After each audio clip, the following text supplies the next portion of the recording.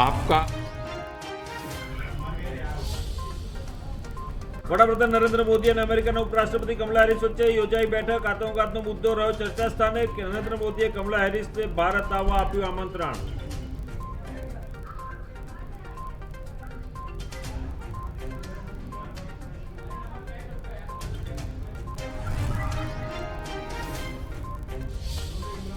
વડાપ્રધાન મોદી અને અમેરિકાના રાષ્ટ્રપતિ જો બાઇડન વચ્ચે પ્રથમ રૂબરૂ મુલાકાત. આતંકવાદ સહિત અનેક મહત્વના મુદ્દા પર થશે ચર્ચા.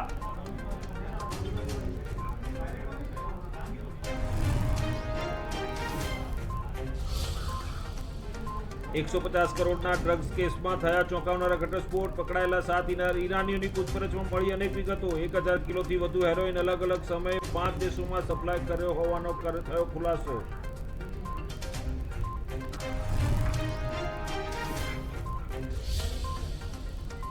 ગુજરાત વિધાનસભાના અધ્યક્ષ તરીકે ધારાસભ્ય નીમાબેન આચાર્યએ ભર્યું ફોર્મ. ઉપાધ્યક્ષ તરીકે જેઠાભાઈ આહિરનું ઉમેદવારી પત્ર વિધાનસભા ખાતે કરાયું રજૂ.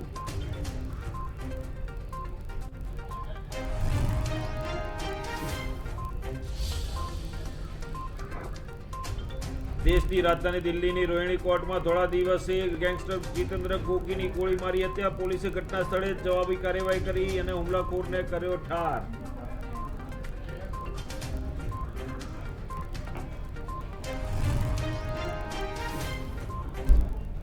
નમસ્કાર, ઇન્ડિયા ન્યૂઝ ગુજરાતની વિશેષ ચર્ચામાં આપનું સ્વાગત છે. દર્શક મિત્રો, જે રીતે વડાપ્રધાન નરેન્દ્ર મોદી 2 દિવસથી અમેરિકાના પ્રવાસ ઉપર ગયા છે, હજી એમને 1 દિવસ પણ છે. આજે અમેરિકાના રાષ્ટ્રપ્રમુખ જો બાઇડન સાથે ટૂંક સમયમાં એટલે કે લગભગ 8:30 વાગે ભારતીય સમય અનુસાર બેઠક થવાની છે અને પ્રથમ વખત બંને નેતાઓ રૂબરૂ મુલાકાત કરવાના છે.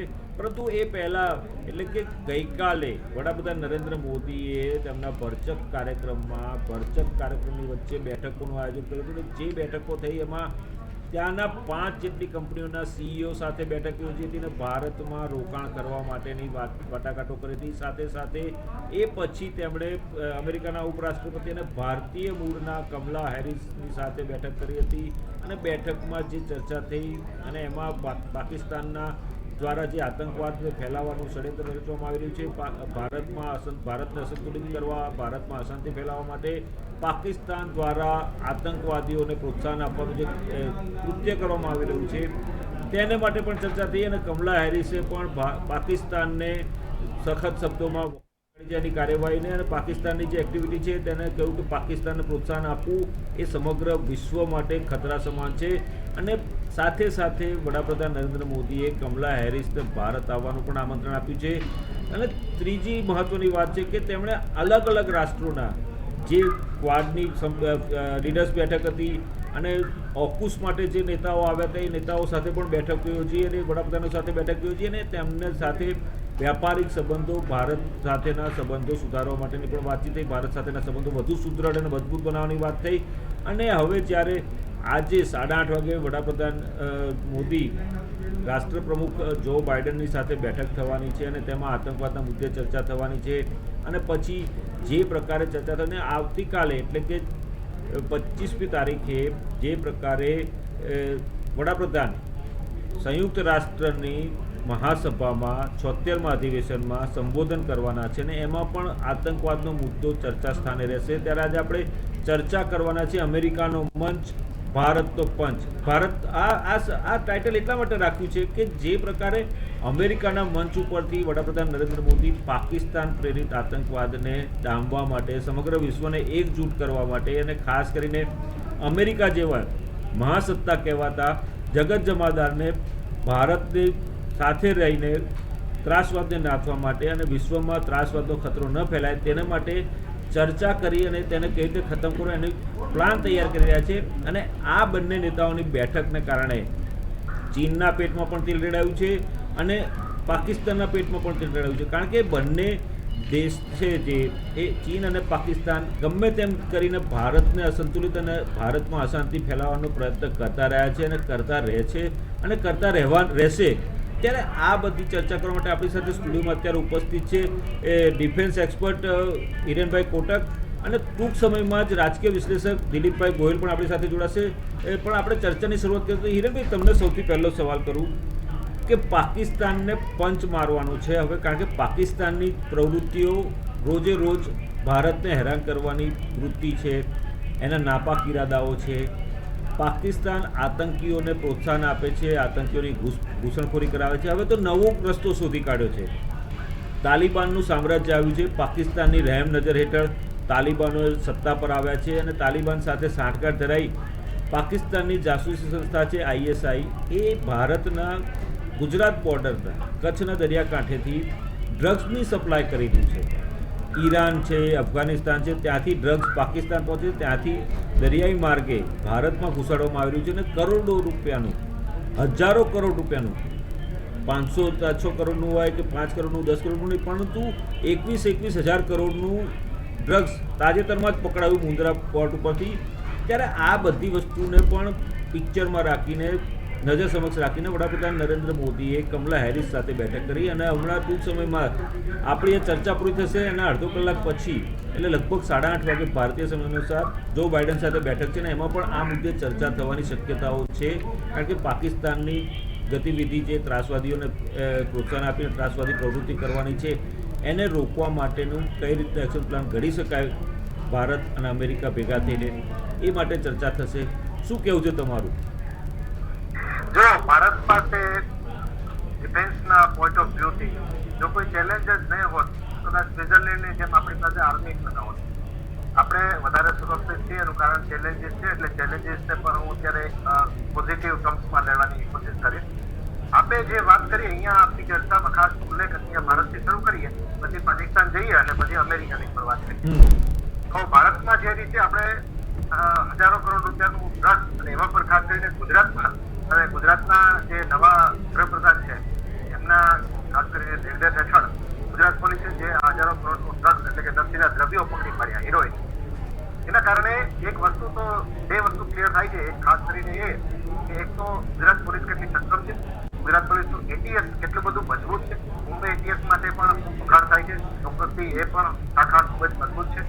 પરંતુ ગુજરાતની શાખાએ ખરેખર આ કામ એવું કર્યું છે એના કારણે કદાચ વિશ્વભરમાં જો ખાસ કરીને ઉલ્લેખ કરું તો મેક્સિકો અને અમેરિકાની ગવર્મેન્ટમાં આટલું મોટી સીઝર એટલે કે આટલું મોટું જથ્થો પકડાયો નથી ક્યારેય પણ. એટલે આ જથ્થો છે એ આંતરરાષ્ટ્રીય કક્ષાએ પહોંચે એવા મોટા આંકડાએ પકડાયો.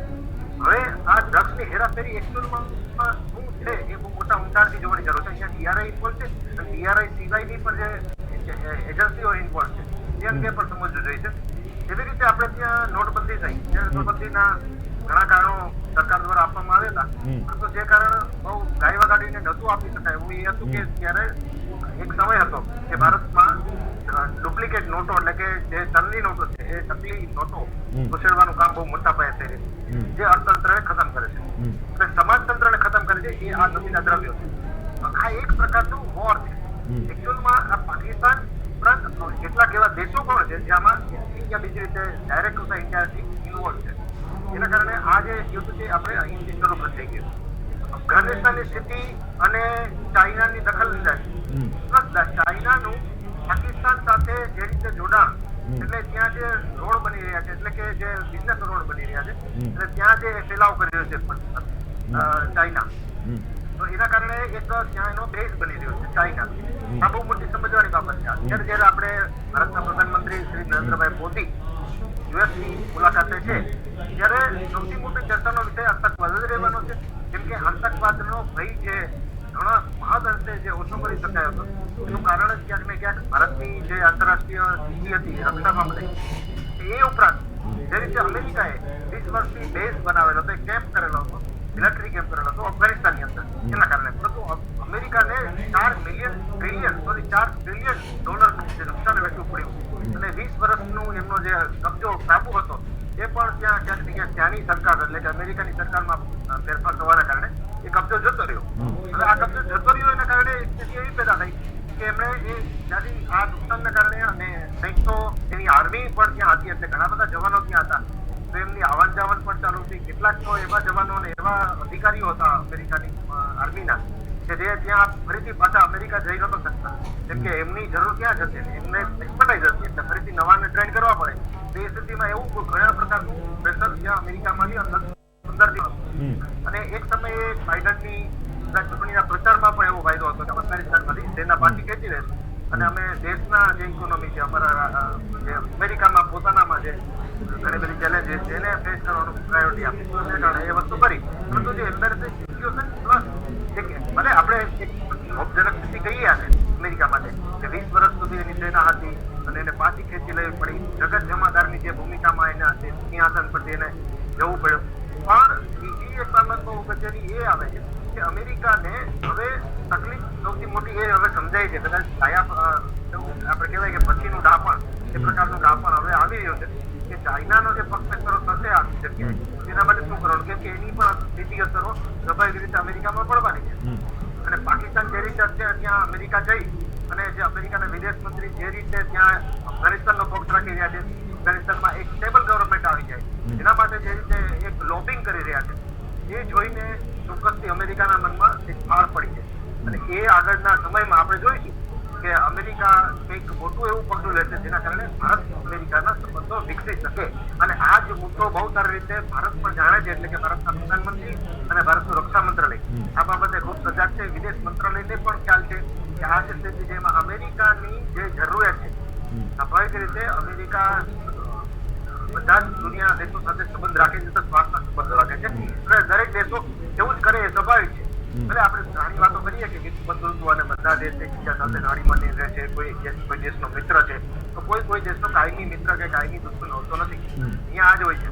તો ભારત માટે પણ આ સમય એક એવો છે કે જેનો એને મોકો એનો ફાયદો ઉઠાવવો જોઈએ અને ફાયદો ઉઠાવવાનું સૌથી મોટું કામ એ થશે કે કદાચ અમેરિકાનો દેશ ભારતમાં થાય. આ તમારી એકમાત્ર ક્ષેત્ર હું આ વાત કરી રહ્યો છું.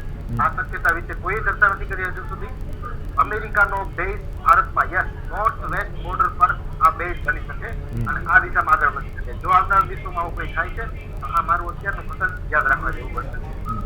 ચોક્કસ કિરણભાઈ, જે રીતે અફઘાનિસ્તાનમાં તાલિબાનો સત્તા પર આવ્યા, અમેરિકાએ પીછેહટ કરી, જગત જમાદારને પીછેહટ કરવી પડી અને જે રીતે સમગ્ર વિશ્વમાં ચિંતા ઘર કરી ગઈ છે કે આ સરકાર તાલિબાનોની સરકારને માન્યતા આપવી કે નહીં, એ તો તમામ રાષ્ટ્રો એકજૂટ છે. અત્યારે કેટલાક રાષ્ટ્રો સિવાય કે જેવા કે ચાઇના છે, પાકિસ્તાન છે, રશિયા છે, આવા ગણ્યા ગાંઠ્યા રાષ્ટ્રોને બાદ કરતાં બાકી બધા રાષ્ટ્રો હજી સુધી તાલિબાનોની સરકારને માન્યતા આપી નથી.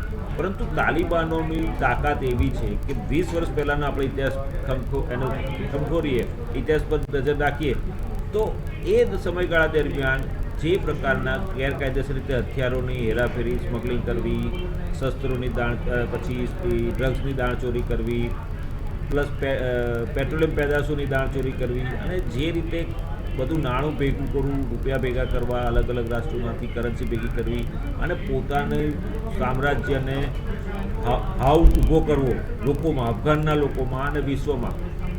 તો આ સંજોગોમાં હવે અમેરિકામાં 2 બેઠકો યોજાઈ, એક ક્વાડની બેઠક યોજાઈ આજે સવારે, પછી ઓકુસની બેઠક યોજાઈ.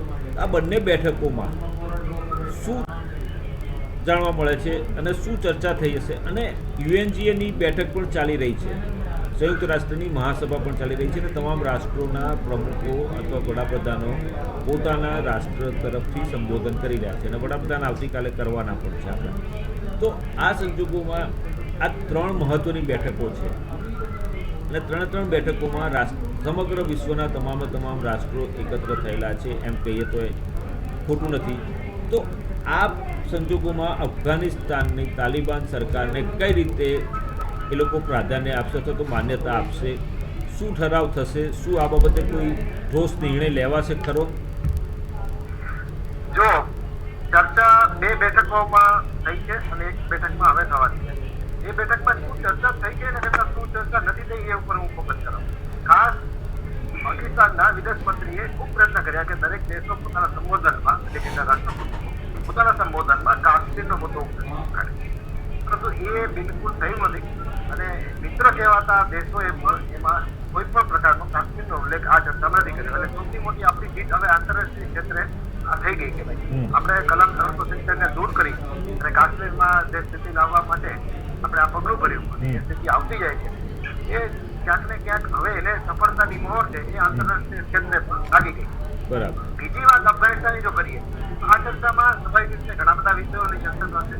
વેપારિક સંબંધો, જે આપણા આંતરરાષ્ટ્રીય સંબંધો હોય દરેક દેશના, અમેરિકા સાથે સ્વાભાવિક રીતે એક ધનાઢ્ય દેશ છે અને અમેરિકા એક એવી સુપર પાવર હજુ પણ છે, જગત જમાદારની ભૂમિકા છે એ પણ હજુ એની પાસે છે. કઈ રીતે આગળ જતા નહીં, પરંતુ દરેક દેશોમાં ઘણા બધા ચર્ચાઓના મુદ્દા હશે દરેક દેશોમાં. પરંતુ આપણે આપણા ભારતના પોઈન્ટ ઓફ વ્યૂથી જોઈએ તો અફઘાનિસ્તાનમાં જે રીતે નવી સરકારની કદાચ વાત કરવામાં આવે તો અફઘાનિસ્તાનમાં તાલિબાનની સરકાર છે એ સ્વાભાવિક રીતે ભય પણ ઉખાડી શકે એમ નથી, એ બધા જાણે છે. જેમ કે તાલિબાન છે એ સંપૂર્ણ રીતે ખાલી છે, એની પાસે કોઈ દેશ ચલાવવા માટેનો કોઈ રોડમેપ નથી.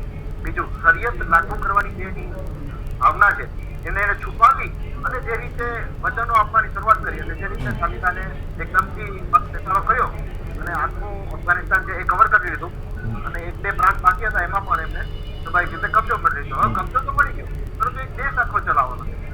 ત્યારે સૌથી પ્રથમ તો તાલિબાનના પ્રવક્તાથી અમે એમ જ કહેવાનું શરૂ કર્યું કે અમે અહીંયા હવે લિબરલ રહીશું. આ જૂનું તાલિબાન નથી, આ નવું તાલિબાન છે, આ આધુનિક તાલિબાન છે.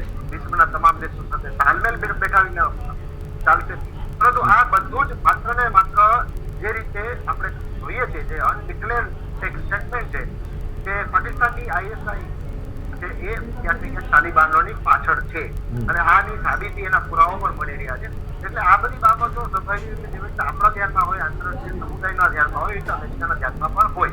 અને આંતરરાષ્ટ્રીય સમુદાય છે એ ચોક્કસપણે જાણે છે કે કદાચ એપિસેન્ટર કહીએ જો ટેરરિઝમનું, તો સ્વાભાવિક રીતે તાલિબાન બની શકે છે અને એનો ઉપયોગ છે એ પાકિસ્તાન કરે. જેમ કે પાકિસ્તાનની જમીન ઉપરથી જે રીતે આતંકવાદ ચાલતું રહે છે, ત્યાં જે રીતે અડ્ડાઓ છે એ અડ્ડાઓમાં કદાચ મોટો વિસ્તાર ઉભો થઈ જાય, આ સ્થિતિ બનેલી પડી. એટલે એના કારણે અત્યારે કદાચ ચાઇનાને દૂર રાખવું હશે, અફઘાનિસ્તાનમાં જે કોઈ સરકાર બને, હવે તાલિબાન તો એમાં ઇન્ટરેસ્ટ થઈ ગયું છે, એવા સમયે પણ તાલિબાન સાથે કોણ સાહેબ કરીને આગળ સરકાર બનાવે છે એ બધી સ્થિતિ ઉપર નજર રાખવા માટે અમેરિકાને જરૂર પડશે ભારતની. એટલે આ જે જરૂર પડવાની છે એ ગરજ છે. સ્વાભાવિક તમે પહેલા પણ વાત કરી મુજબ આંતરરાષ્ટ્રીય સમુદાયમાં એકબીજા સાથે સ્વાર્થના સંબંધો જ હોય છે અને વેપારના સંબંધો પણ હોય છે. તો વેપારની દ્રષ્ટિએ જોઈએ તો પણ અને આંતરરાષ્ટ્રીય દ્રષ્ટિએ આપણે આતંકવાદનો જો મુદ્દો છે ધ્યાનમાં લઈએ તો પણ આંતરરાષ્ટ્રીય સમુદાયને ન એકલા અમેરિકાને સાથે બધાને ભારતની જરૂર પડવાની છે અને એ જરૂર પડવાની છે એ ગરજને બરોબર ધ્યાનમાં રાખી અને આ મોકો છે કે ભારત કેવા પ્રકારના પગલાઓ લે છે, કેવી સંધિઓ કરે છે, એવા સાયબ કરે છે અને એમાં જે મેં કીધું નિર્મૂળ જે રહેવાની વાત શક્યતા જોઈ રહી હતી. સ્વાભાવિક રીતે આ શક્યતા મારા એકલાની નથી, પરંતુ ડિફેન્સ રિવ્યુમાં પણ આ ચર્ચાઓ અમારે થયેલી અને એમાં ડિસ્કસ કરેલું છે કે કદાચ એવું બની શકે કે અમેરિકા ભારતમાં એટલે કે નોર્થ દેશમાં સૈન્ય અડ્ડો જમા અને ભારત એ માટે મંજૂરી પણ આપે. સ્વાભાવિક રીતે જે દેશ બને એ યુએસ દેશ પર એટેક કરવાની કોઈ આતંકવાદની તૈયારી ના હોઈ શકે. બરાબર. દિલીપભાઈ આપણી સાથે જોડાઈ ગયા. દિલીપભાઈ, આપણે ચર્ચા કરી રહ્યા છે અમેરિકાનો મંચ, ભારતનો પંચ. કમલા હેરિસ સાથે બેઠક થઈ વડાપ્રધાન મોદીની ગઈ મોડી રાત્રે ભારતીય સમય અનુસાર રાત્રે 3:30 વાગે 1 કલાક બેઠક ચાલી. પાકિસ્તાનના જે કૃત્યો છે, પાકિસ્તાન દ્વારા આતંકવાદને પ્રોત્સાહન આપવામાં આવ્યું છે, આતંકી પ્રવૃત્તિ ભારતમાં કરવા માટે ઘૂસણખોરી કરાવી રહી છે અને જે રીતે અશાંત કરવાની પેરવી કરી રહ્યું છે, તે મામલે કમલા હેરિસે બહુ છૂટથી અને બહુ સ્ટ્રેટ ફોરવર્ડ કહી શકાય એવું સ્ટેટમેન્ટ આપ્યું અને પાકિસ્તાનને માપમાં અને પાકિસ્તાનને આ બધી પ્રવૃત્તિઓ બંધ કરવાનો આડકતરો નિર્દેશ પણ કર્યો.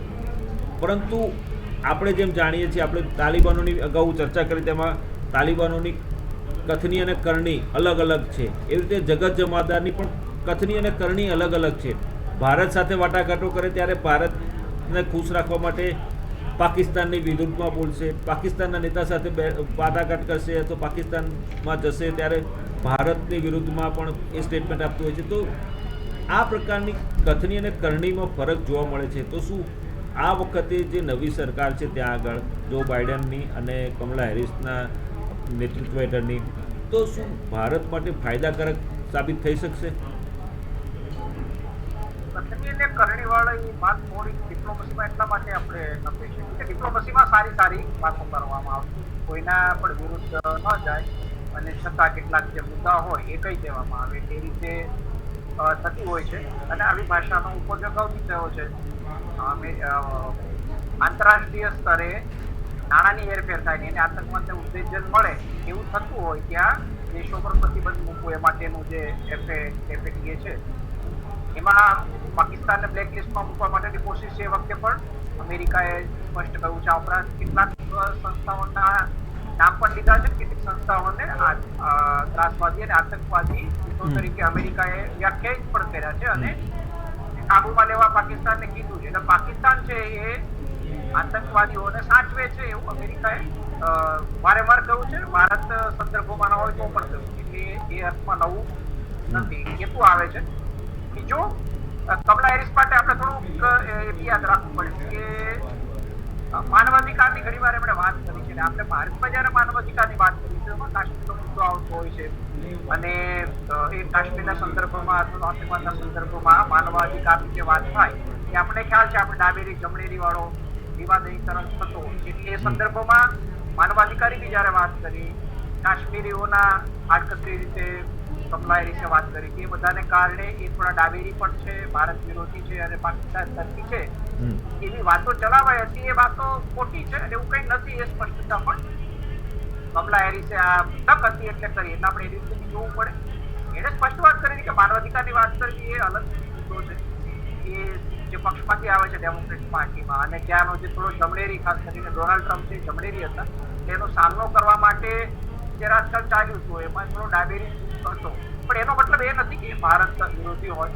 ભારતની દીકરી છે, એની માતા છે એ તમિલનાડુની શ્યામલા ગોપાલન હતી. આપણે બધા જાણીએ છીએ આપણે ચર્ચા પણ. એટલે મને લાગે છે એ સંદર્ભમાં પણ એમણે ખાસ ઉલ્લેખ કર્યો પાકિસ્તાનનો, જેથી ભારતમાં એ સ્પષ્ટ મેસેજ થાય કે કમલા હેરિસ ભારત અને પાકિસ્તાનની વાત આવે ત્યારે કમલા હેરિસ ભારત સાથે કે આપણે એની રીતે પણ જોવું પડે. પણ જે મૂળ વાત એ છે કે ડિપ્લોમસીમાં નિવેદનો કંઈક થતા હોય છે, મોટે ભાગે બધાને સારું લગાડવા માટે નિવેદનો થતા હોય છે. પણ વાસ્તવિકતામાં શું થાય છે અગત્યનું છે. આપણે જાણીએ છીએ કે પાકિસ્તાનને અમેરિકા સાચવે છે અને ભારત સામે પ્યાદા તરીકે ઉપયોગ કરે છે. કોઈ રહસ્ય નથી, એ નવી વાત પણ નથી. આપણે જાણીએ છીએ એ જાણતા હોવા છતાં એને જાણીને અમેરિકા સાથે આપણે આપણા સંબંધો વિકસિત કરી રહ્યા છીએ.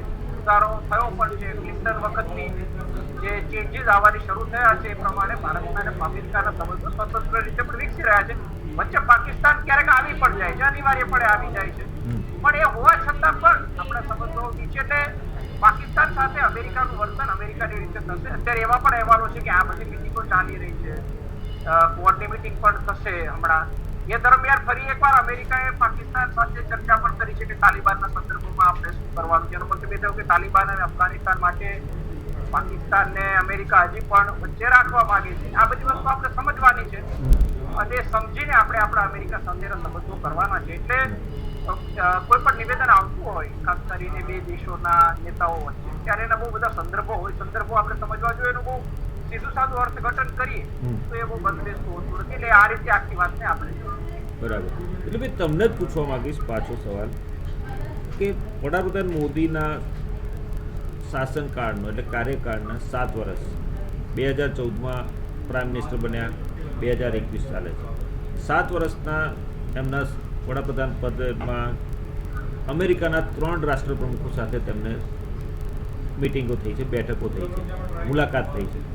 બરાક ઓબામા હોય, ડોનાલ્ડ ટ્રમ્પ હોય અને હવે જો બાઇડન. તો આ 3 રાષ્ટ્રપ્રમુખોમાં એમની કેમેસ્ટ્રી સૌથી વધારે ડોનાલ્ડ ટ્રમ્પ સાથે જોવા મળતી હતી અને સમગ્ર વિશ્વમાં એ કેમેસ્ટ્રીની ચર્ચા પણ થતી હતી. ભારતમાં તો થતી હતી, અમેરિકામાં પણ થતી હતી. જેમ કે જ્યારે વડાપ્રધાન નરેન્દ્ર મોદી અમેરિકા ગયા ત્યારે હાઉડી મોદીનો કાર્યક્રમ થયો હતો અને ત્યાં ટ્રમ્પ પણ હાજર રહ્યા હતા.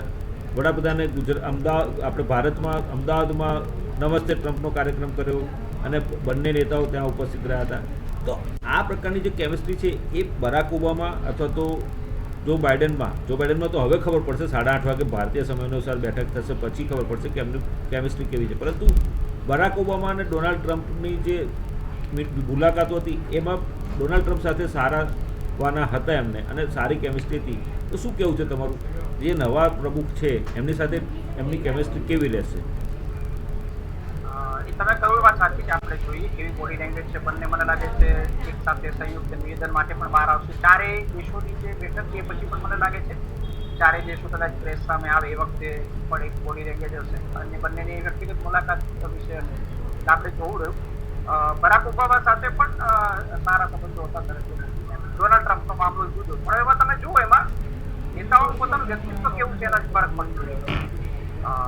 ઓબામા સાથે બી સારો રેપો થયો હતો, પણ ઓબામાનું વ્યક્તિત્વ જરા જુદું હતું. એટલે ડોનાલ્ડ ટ્રમ્પની જેમ એ બહુ ફ્લેર સાથે કે આમ એકદમ કંઈક એવું બધું વર્તન ન કરે. એ થોડા ઠરેલ નેતા હતા. ડોનાલ્ડ ટ્રમ્પ આપણે જાણીએ છીએ કેવા નેતા હતા, એને શું શું કર્યું એ જોઈને આખી દુનિયા ચકિત થઈ ગઈ હતી. એટલે હવે ડોનાલ્ડ ટ્રમ્પની એક સ્ટાઇલ હતી, એટલે એ રીતે એ સંબંધોને દર્શાવતા હતા. બરાક ઓબામા ઠરેલ નેતા હતા, એની સાથે બી સારા સંબંધો હતા, પણ એની એક અલગ હતી. એ રીતે બાઇડન મોટી ઉંમરના અને બહુ જૂના નેતા છે. આપણે અત્યારે પ્રેસિડેન્ટ બન્યા એટલે આપણે ધ્યાન એના તરફ ગયું, પણ અમેરિકામાં એનું બહુ લાંબુ રાજકારણ છે. 5 દાયકાનું એમનું લાંબુ સક્રિય રાજકારણ છે. ઓબામા સાથે ઉપરાષ્ટ્રપતિ હતા. આપણે રાષ્ટ્રપતિ બોલાઈ જાય છે, આપણે પ્રમુખ બોલવું જોઈએ, રાષ્ટ્રપતિ આપણે ખોટું બોલીએ છીએ બધાની સાથે, મારી ખોટું બોલાઈ જાય છે.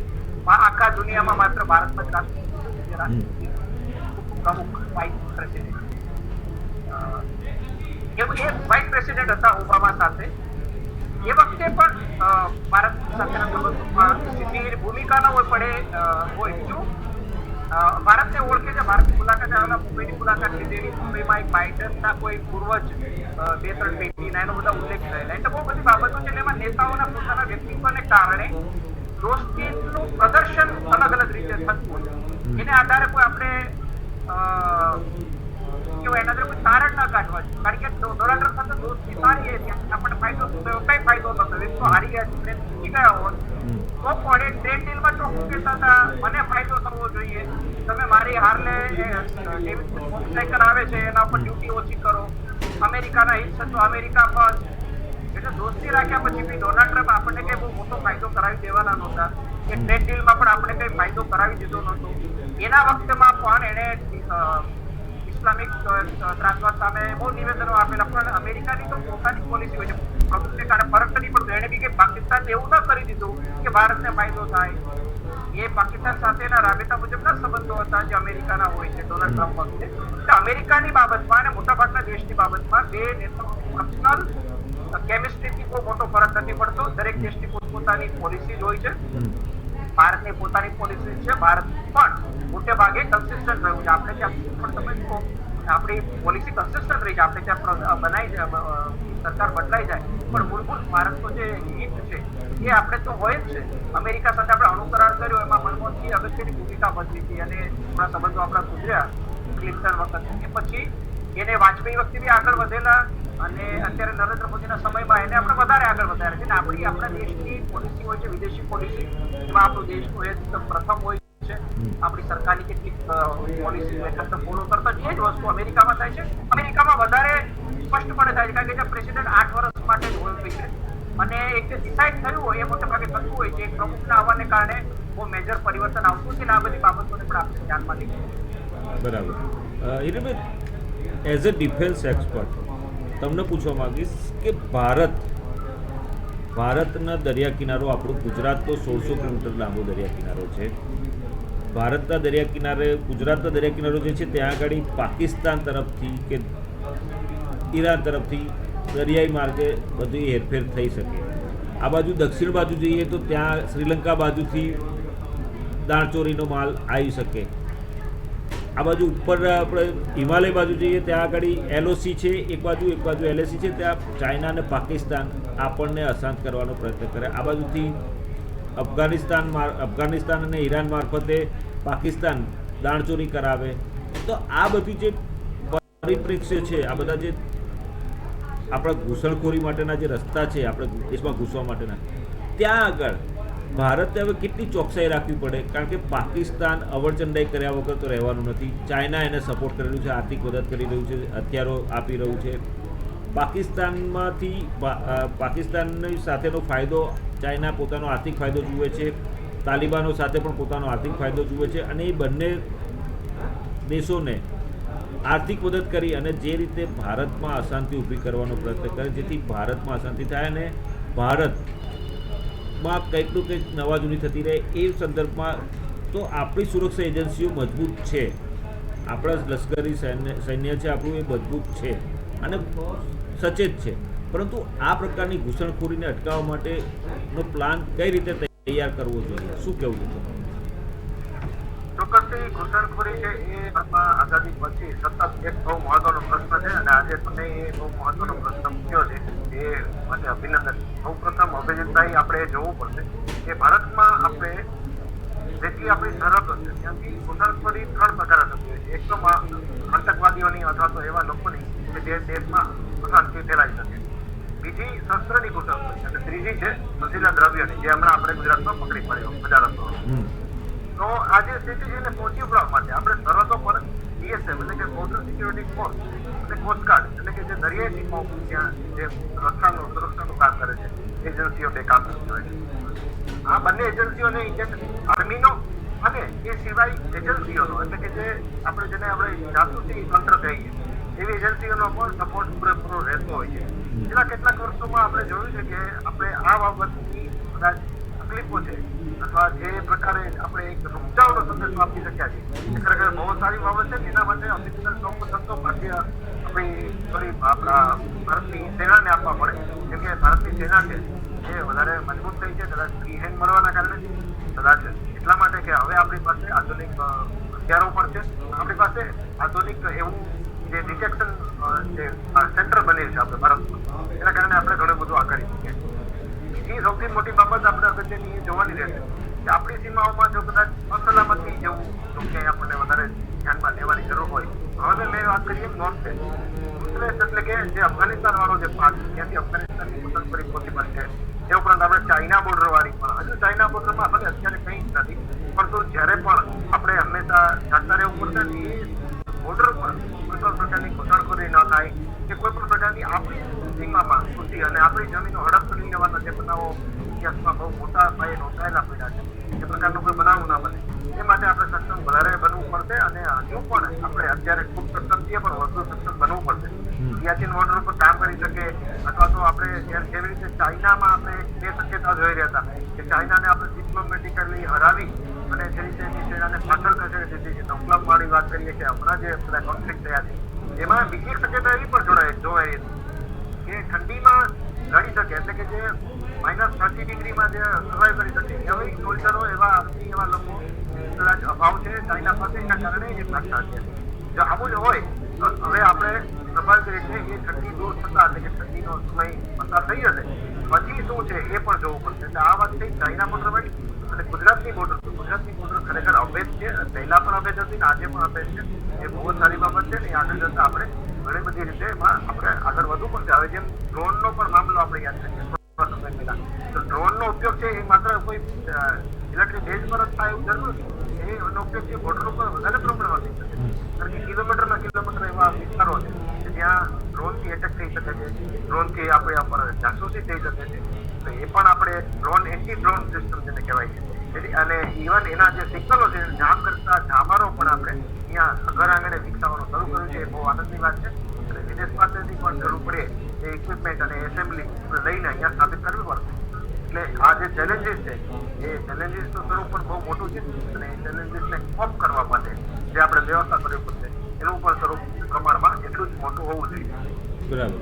દિલીપભાઈ, ગઈકાલે વડાપ્રધાન નરેન્દ્ર મોદીએ કમલા હેરિસ સાથેની બેઠકો પહેલાં 5 જેટલી કંપનીઓના સીઈઓ સાથે બેઠકોનું આયોજન કર્યું. વ્યાપારિક સંબંધો વધારવા માટેની વાતચીત થઈ.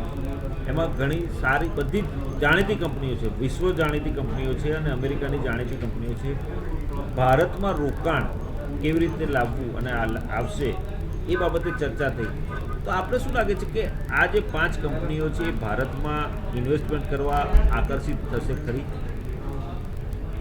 આ એક આપણે પ્રયત્ન કરવા પ્રયત્ન જરૂરી છે અને દેશના વડા જ્યારે જતા હોય એ રીતે વાતચીત કરે તો એનાથી ફરક પડતો હોય છે. બાકીનું કામ છે એટલે કરવાનું છે. દાખલા તરીકે એમાંની એક કંપની છે, નામ મને અહીંયા મોટે નથી આવતું, એ ડ્રોન બનાવે છે, ડ્રોન ટેકનોલોજીમાં બહુ આધુનિક છે અને એ ઓલરેડી આપણે એ પાસેથી ખરીદ્યા છે અને કદાચ એ તમિલનાડુમાં એના પ્રોજેક્ટ આવી પડાય છે તો આવ્યા છે ને આવી રહ્યા છે. એટલે એ બાબતમાં એ આગળ છે ને એ કંપની અને એના જે વડા છે એ મૂળ ભારતીય પણ છે, સિંગાપોરના છે ને અત્યારે અમેરિકામાં રહીને કંપની છે માર્કેટની.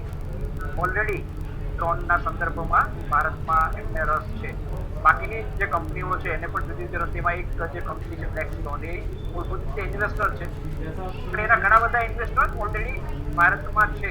ઘણી બધી કંપનીઓ છે મલ્ટીનેશનલ અને ભારતીય કંપનીમાં જેનું રોકાણ હોય એમાં બ્લેકસ્ટોન પણ છે. તે બંને ઓલરેડી ભારત સાથે આ બે કંપનીઓ તો કામ કરી રહી છે. બાકીની કંપનીઓની વિગતો પણ ઓનલાઈન સર્ચ કરવાથી મળી જશે. એટલે તાત્કાલિક એનું પરિણામ આવે કે ના આવે પણ મુલાકાત તો અગત્યની હોય છે.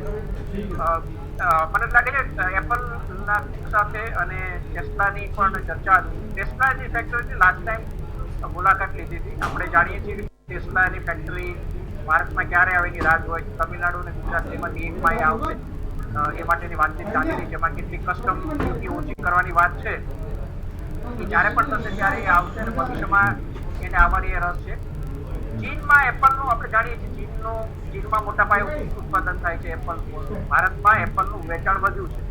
અહીંયા ઉત્પાદન શરૂ પણ થયું છે. સેમસંગે બી કર્યું છે. વધે એવી આપણી ગણતરી છે કે અહીં ઇલેક્ટ્રોનિક આઇટમનું વેચાણ બહુ વધ્યું છે, પણ એટલા પ્રમાણમાં મેન્યુફેક્ચરિંગ નથી થતું. અને આપણે જે આયાત કરીએ છીએ એમાં ક્રૂડ પછી ઇલેક્ટ્રોનિક આઇટમની આયાત પાછળ આપણે બહુ પૈસા જાય છે. એટલે કમસે કમ ઇલેક્ટ્રોનિક આઇટમો છે એ આપણે આજના જમાનામાં ડિજિટલી રોકી પણ ન શકીએ. અને ચીન છે, ચીનની કંપનીઓ આપણે જાણીએ છીએ કે એની સાથે આજે જે વેપાર ચાલે છે એની ઇન્ડિયા સિવાય છૂટકો નથી.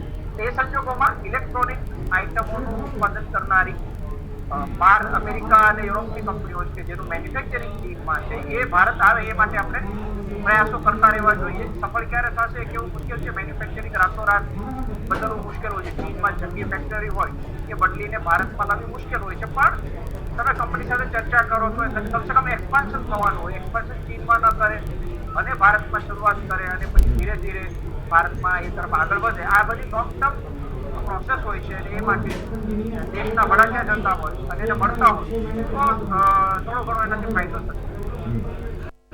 બરાબર.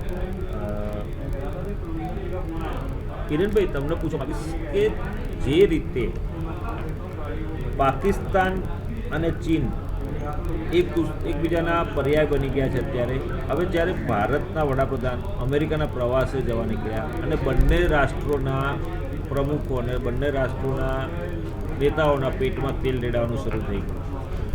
હવે જ્યારે બાઇડનની સાથે બેઠક થવાની બાકી છે એ પહેલાંથી જ પાકિસ્તાન અને ચીન આ બંને ઉધામા કરી રહ્યા છે અને જે પ્રકારના સ્ટેટમેન્ટ આવી રહ્યા છે, અહેવાલો એવા આવી રહ્યા છે કે બંને દેશના નેતાઓમાં કંઈક ને કંઈક તકલીફ દેખાય છે અને એ લોકો ભારત વિરુદ્ધ ઝેર રોપવાનું શરૂ કરી દીધું છે અને આ પ્રકારની પ્રવૃત્તિ કરી રહ્યું છે. તો અમેરિકાનો સપોર્ટ ભારત કેવી રીતે લેશે આ બધી ખાળવા માટે? જો અમેરિકા ફરીથી એક જ વાત કહેવા માંગીશ. દિલીપભાઈ પણ એક ખૂબ સુંદર વાત કહી કે જે રીતે દરેક રાષ્ટ્રની પોતાની પોલિસી હોય છે, દરેક રાષ્ટ્રનો પોતાનો એક સ્વાર્થ હોય છે. પાકિસ્તાન અને ચીન ભારત માટે કંઈ પણ બોલે અથવા તો ત્યાં જઈને કોઈ પણ પ્રકારનું લોબિંગ કરે તો એમાં અસફળતા મળે એની શરૂઆત તો પાકિસ્તાનની થઈ ગઈ. કેમ કે એમણે પાકિસ્તાનના વિદેશ મંત્રીએ સ્વાભાવિક રીતે ત્યાં ખૂબ જ બધા નેતાઓ સાથે ખૂબ ચર્ચા કરી કે કાશ્મીરનો મુદ્દો ત્યાં ઉઠાવવામાં આવે પણ કોઈ પણ વ્યક્તિએ કોઈ પણ નેતાએ ત્યાં આ બાબતે કોઈ પણ પ્રકારનો ઉલ્લેખ નથી કર્યો. એટલે આપણી આ રીતે જોવું તો ડિપ્લોમેટિકલી જે વિક્ટરી છે એ સ્પષ્ટ દેખાઈ રહી છે. ચાઇનાનો રોલ સ્વાભાવિક રીતે બહુ નબળો રહેશે કેમ કે અમેરિકાના આંગણે જ્યારે આપણી બેઠકો યોજાતી હોય અને એમાં પણ અમેરિકા અને વિશ્વના દરેક દેશો સ્વાભાવિક રીતે ચાઇનાની લીલી બરાબર જીતી રહ્યા હોય. સ્પષ્ટ રીતે કોઈ પણ તમે કદાચ ડિસ્કશન સાથે ચર્ચા કરશો તો એ સમજી શકે છે કે ચાઇનાનો પાકિસ્તાનમાં ઇન્ટરેસ્ટ શું છે.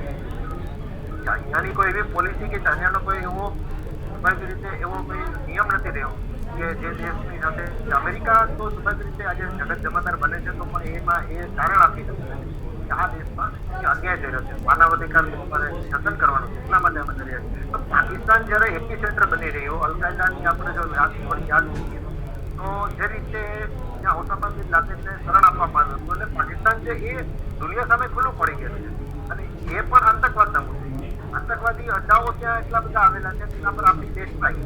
તો આ બધું લઈને જે ઇમેજ પાકિસ્તાનની બનેલી છે એવા પાકિસ્તાનને સપોર્ટ કરતું ચાઇના તો ચાઇનાને પણ એ પ્રમાણે સપોર્ટ ન મળે એ સીધો સવાલ સીધો જ આપણે આમાંથી કારણ કાઢી શકીએ. હવે રહી વાત અમેરિકાની તો અમેરિકાનો સ્વાર્થ હવે બદલાયો છે. આપણે એમ કહીએ કે અમેરિકા છે એ હવે જગત જમાતા નથી રહ્યું, હવે આંતરરાષ્ટ્રીય સમુદાયમાંથી અમેરિકાનું મહત્વ ઘટી ગયું છે, તો એવું કશું નથી. તમારું શું છે કે એ ક્યાંક ને ક્યાંક એ સ્ટ્રેટેજી, એ ગેમ પ્લાન છે એ આખો ચેન્જ થશે, એટલે કે એક નવા પરિપ્રેક્ષમાં જોવા મળશે. અને ભવિષ્યમાં જેમ પહેલા પણ વાત કરી, બે વાર વાત કરી કે અમેરિકા છે એ સ્વાભાવિક રીતે એના માટે હવે ભારત સિવાય કોઈ, ભારતના નોર્થ વેસ્ટ સિવાય કોઈ એવી જગ્યા હતી કે જ્યાં ફરીથી એનો બેઝ બનાવી શકે. હવે ભારત સાથે બેઝ બનાવીને અમેરિકાને ફાયદો થાય. તો સૌથી મોટી બાબત એ કે અફઘાનિસ્તાનને તો કંટ્રોલમાં રાખવાનું છે, કેમ કે અફઘાનિસ્તાનની અંદર તાલિબાન આવે છે એટલે અફઘાનિસ્તાનને કંટ્રોલમાં રાખવાનું. એ કામ હવે અહીંયા ભારતમાં રહીને કરી શકાય. અને ભારતમાં રહીને જો એ બેઝ બનાવે તો અમેરિકાનો ફાયદો પણ એટલો છે કે અમેરિકાની જે થાક છે એ વધેલી રહે છે. બીજું, આ જે રીજન પર જઈને પથ્થર જમાવવાની ક્યાંક બેઝ જોઈએ છે, એ બેઝ હવે તમે જુઓ, બધા ધ્યાન દેશો તો હવે કોઈ પણ ન તો પાકિસ્તાનમાં શકીએ, ન અફઘાનિસ્તાનમાં પોસિબલ, બીજે ક્યાંય તો એક્ઝિટ લઈ લીધી. તો એક રહ્યું ભારત, તો રહ્યા ભારતની અંદર જો એ બેઝ બનાવે છે તો ભારત સાથે એવી રીતે સંધિ કરે છે કે ત્યાં મિલિટરી કેમ્પ પણ બનાવી છે, અને એ સાથે સાથે આપણને અમેરિકાની ટેકનોલોજીનો લાભ પણ મળે અને એનાથી એને વેપારમાં પણ ફાયદો થાય. તો અમેરિકાના જે બધા સ્વાર્થો છે એ ભારત સાથે આગળ જતા ટાઈપ કરીને, એ નથી બનાવતું તો પણ ભારત સાથે ટાઈપ કરીને જ અમેરિકાના સ્વાર્થો સાધી શકાય એવું અમેરિકાને સ્પષ્ટપણે જણાઈ રહ્યું સમજાય. બીજું, ચાઇનાને પણ અમેરિકાએ રૂપદાવ કહેવાનું છે. ચાઇના માત્ર ફરીથી જગત જમાદાર બની અને જગત જમાદાર બની જાય અને અમેરિકાને બીજું દેખાડવાનો પ્રયત્ન કરે, એનાથી અમેરિકાને ફરક નથી પડતો. પણ ચાઇના છે એ વેપારમાં અને ખાસ કરીને હથિયારોના વેપારમાં જો અમેરિકાથી આગળ નીકળી જાય તો અમેરિકા માટે સૌથી મોટું નુકસાન છે. એટલે આ બધી બાબતોને ધ્યાનમાં રાખીને અમેરિકન ઇકોનોમીને પણ કદાચ એના પોઈન્ટ ઓફ વ્યૂથી જોઈએ તો અમેરિકાએ સ્વાભાવિક રીતે ભારત સાથે સંબંધો રાખવા સિવાયનો બહુ વધારે રસ્તાઓ બચતા નથી. અને અમેરિકાની જે છાપ છે ખાસ કરીને માનવ અધિકારનું જતન કરવા વાળી, એ પણ છાપ જળવાઈ છે કે કાશ્મીર મુદ્દે આપણે આપણો પક્ષ રાખી શકીએ. કદાચ જો માનવ અધિકારની વાત આવશે તો ત્યારે પણ એ જ વાત આવશે કે કાશ્મીરની હાલની સ્થિતિ શું છે. તો કાશ્મીરમાં આતંકવાદી છે લગભગ નામશેષ જેવો છે, અત્યારે બિલકુલ નથી. એનું કારણ કલમ 370 છે. તો કલમ 370 ના કારણે કાશ્મીરનું જીવન દોયડું થઈ ગયું છે એવી કોઈ વાત કરતું હોય પાકિસ્તાન તો સ્વાભાવિક રીતે કોઈ સમુદાય સાંભળી નથી, એવી રીતે અમેરિકા પણ નથી. બરાબર.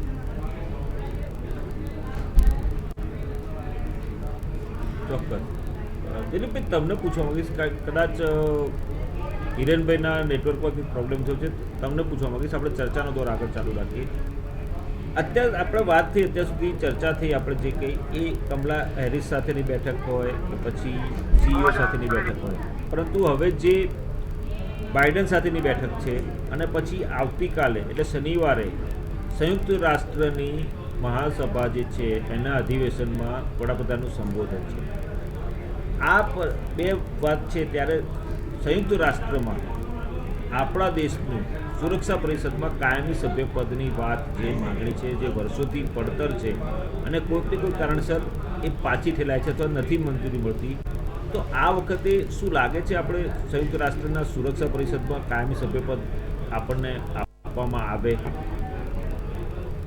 નજીકના ભવિષ્યમાં કોઈ શક્યતા નથી, કારણ કે આપણે અગાઉથી પ્રયત્ન કરીએ છીએ અને એના કેટલાક કોઈ એવા કારણો છે કે જે થાય એમ નથી. અને આપણે જાણીએ છીએ ચીન તો એનું બની ગયું છે. હવે ચીનની ક્યારેય ઈચ્છા ન હોય કે આપણે બનીએ. ઓલરેડી જે વિટો પાવરમાં 5માં એ તો છે જ. હવે રશિયા છે એ અર્થમાં એટલું પાવરફુલ નથી રહ્યું કે ભારત, પણ આપણો અધિકાર છે માનવાનો અને ઘણા બધા અર્થમાં આપણે લાયક પણ છીએ માનવું કે ભારત બનવું જોઈએ. આપણે આપણી માંગણી બહુ પ્રબળપણે મૂકવી જોઈએ અને મૂકવામાં આવશે વડાપ્રધાનના સંબોધનમાં.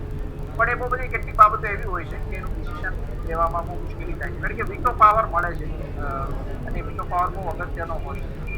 આપણે $3 ટ્રિલિયનની નજીક પહોંચવા આવ્યા છે અને 5 ટ્રિલિયને પહોંચવાનું આપણું સપનું છે, પણ તમે વિચારો એની પછીનો આગળ જે છે એ 20 ટ્રિલિયન છે ચીન અને અમેરિકા એનાથી આગળ 24 ટ્રિલિયન છે. તે આપણે આનું રીતે ખૂબ આગળ વધ્યા છે, પણ આપણું વસ્તી એટલી બધી મોટી છે કે માથાદીઠ આપણે એને ભાગાકાર કરીએ એટલે આપણે બહુ જ આંકડો નાનો થઈ જાય છે. અને 20 અને 3 વચ્ચેનો ડિફરન્સ બહુ મોટો છે, 5 ગણો વધારે મોટો ફરક છે. બીજું, તમે સંયુક્ત રાષ્ટ્રની કાયમી સભ્ય બનો તો કેટલીક તમારી લશ્કરી તાકાતની પણ વાત આવે. આપણે ધીરે તબક્કાવાર કરી જેટલી મજબૂત બન્યા છે, પણ એટલા મજબૂત નથી બન્યા કે જ્યાં જરૂર પડે કે આપણે લશ્કરી દખલગીરી કરી શકીએ. અત્યારે આપણે ખ્યાલ છે સબમરીનનો મામલો ચાલે છે. ઓસ્ટ્રેલિયાને અણુ સબમરીન આપવાનું અમેરિકાએ કીધું એટલે ફ્રાન્સ ચીનના એવું છે. ફ્રાન્સનો મુદ્દો એની સાથે થયો છે. ભારતને મળી રહી છે, ભારત ખરીદી રહ્યું છે 6 સબમરીન ફ્રાન્સ પાસે. તો અત્યારે આપણી પાસે એક જ અણુ સબમરીન છે. ચીન પાસે સીધી પછી નેક્સ્ટ તમે જુઓ તો 11 કે 12 છે ચીન પાસે, અને 8 અથવા તો 8 કે 9 ચીન પાસે છે અને 11 અને 12 બ્રિટન પાસે. આટલો મોટો તફાવત છે. એટલે ઘણી બધી બાબતો એવી છે કે એને માટે આપણે રાહ જોવી પડશે. પણ એ અર્થમાં આપણો દાવો બહુ મજબૂત છે. લોકશાહીની રીતે આટલી મોટી વસ્તીમાં અને છેલ્લા 75 વર્ષથી આપણી લોકશાહી મજબૂત થતી ગઈ છે. અહીં ચૂંટણીઓ નિયમિત થાય છે, અહીં બોલવાનો અધિકાર છે, અભિવ્યક્તિનું સ્વાતંત્ર્ય છે, અહીં લઘુમતીઓને અધિકાર મળે છે, અહીં વેપારમાં હવે પહેલા થોડી ઓછી એમાં બી આપણે છૂટછાટ આપી છે, એમાં બી આપણે થોડી વાર થોડા ઉદારીકરણ તરફ ગયા છે. આ બધી બાબતો એવી છે કે જગતના મહત્વના દેશોની સાથે આપણે ઉભા આવી મજબૂત લોકશાહી અમેરિકા અને ભારત સિવાય ક્યાંય નથી. ચીનમાં લોકશાહી નથી, રશિયામાં લોકશાહી નથી, ફ્રાન્સ અને યુકેમાં છે, પણ એ બંને નાના દેશો છે, વસ્તી અને જીડીપી છે. આપણો દાવો બહુ મજબૂત છે. આપણે દાવો સતત કરવું પડશે. જ્યાં પણ જે બી પ્લેટફોર્મ મળે, માત્ર સંયુક્ત રાષ્ટ્ર અન્ય જગ્યાએ જ્યાં પણ આપણે પ્લેટફોર્મ મળે, આંતરરાષ્ટ્રીય પ્લેટફોર્મ, ત્યાં આ દાવો આપણે કરતા રહેવાનો છે. ક્યારે મળે એની આપણે ચોક્કસ. હિરેનભાઈ, તમને સવાલ પૂછીશ કે ભારત અને અમેરિકાના સંબંધો વર્ષોથી સારા છે, સુદૃઢ છે અને મજબૂત બનવાના છે અને ભવિષ્યમાં સારા જ રહેશે. પરંતુ શસ્ત્રોની વાત છે તો ડોનાલ્ડ ટ્રમ્પના શાસનમાં શસ્ત્રોનો સોદો થયો હતો અને ભારતે ઘણા બધા હથિયારોનું બધું ખરીદ્યું છે. હવે હજી પણ આપણે બીજા રાષ્ટ્રો, અમેરિકા છે, વિકસિત રાષ્ટ્રો જે છે, એના જે શસ્ત્રો છે અથવા તો એ લોકોની પાસે જે લેટેસ્ટ ટેકનોલોજી છે, એવી ટેકનોલોજી આપણા સૈન્ય પાસે નથી. આપણે ક્યાંક એમાં માર ખાઈએ છીએ, એમાં પછાત છીએ. તો આ બધી લેટેસ્ટ ટેકનોલોજીના હથિયારો, લેટેસ્ટ ટેકનોલોજીથી જેથી આ ઘૂસણખોરીને બધું જે છે એને અટકાવી શકાય, એના માટેનું ભારત અને અમેરિકા વચ્ચે આ બાબતના કંઈ શસ્ત્રો, આ બાબતે કંઈ કરાર થવાના છે ખરા કે સોદા થવાના છે ખરા? શું લાગે તમને? જો અત્યારે જે મીટિંગ થવાની છે એ મીટિંગમાં વ્યવસાયિક ધોરણે કોઈ સોદાઓ કરવાની કે કરાર કરવાની બાબત છે નહીં, પરંતુ આ અંગે ચર્ચા થઈ શકે છે. આપણે ભારતની જો વાત કરીએ તો ભારત પાસે હવે આધુનિક શસ્ત્રો કદાચ ઇતિહાસમાં અત્યાર સુધી નહોતા એવા શસ્ત્રો છે. પહેલી વાત એ. બીજું, ભારતે એવી રીતે ડિફેન્સની 100 આઇટમો એવી છે જે બિગ એનો લિસ્ટ કહેવાય, બિગ લિસ્ટમાંથી 100 આઇટમો છે એનું આપણે સફાઈ કરી છે. આયાત પર પ્રતિબંધ મૂક્યો. એનો અર્થ એ કે આપણે 100 જે આઇટમ છે એ આઇટમોને ઘણા આગળ વિકસાવી છે. તો મેક માય ઇન્ડિયા કન્સેપ્ટ અને જે રીતે ભારતમાં પણ ડિફેન્સ ક્ષેત્રે, અને જ્યારે હમણાં એક ડ્રોન હુમલો થયો, હમણાં પહેલા જે વાત કરી હતો એ મુજબ આપણે એન્ટી ડ્રોન સિસ્ટમ પણ આપણે ત્યાં જ આપણે વિકસાવી છે. તો આપણી પાસે આપણું DRDO અને આપણે ત્યાં જે રીતે ડિફેન્સની મેન્યુફેક્ચરિંગ માટે જે પ્રકારે રેડ કાર્પેટ આપવામાં આવે છે, એના કારણે આપણા દેશમાં ઘણા વર્ષોથી